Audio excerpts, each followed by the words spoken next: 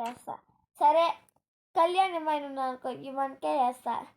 సరే నువ్వు ఇమాన్యుల్ ఉన్నానుకో కళ్యాణ్ ఓడికే వేస్తా. నేనైతే ఇమాన్యుల్ లేదంటే కళ్యాణ్ ఈ రెండిట్లో ఇద్దరు ఎవరో ఒకరు గెలుస్తారు అనుకున్నా. పాపం దిగులు పడిపోతుంది చైత్ర ఇమాన్యుల్ ఓడిపోయారని. నేనేందంటే ఒకరి మీద హోప్ పెట్టుకోకుండా ఇద్దరులో ఎవరు విన్ అయినా ఓకే మై హోప్ అని అనుకున్నా. అది ఈసారి కాకపోతే నెక్స్ట్ టైం అయినా గెలుస్తాడు. నేను మాత్రం కళ్యాణ్ అనుకున్నా, కళ్యాణ్ గెలిచాడు.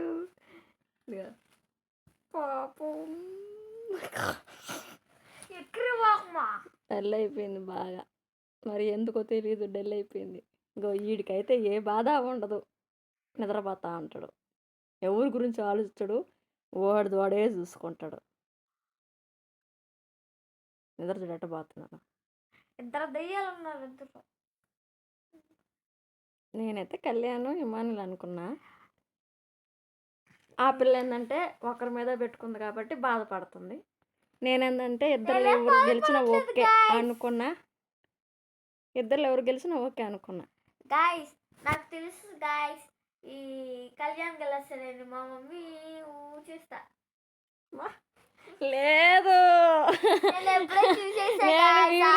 నేను వీడియో తీస్తుంటే ఎందుకమ్మా అని అనింది.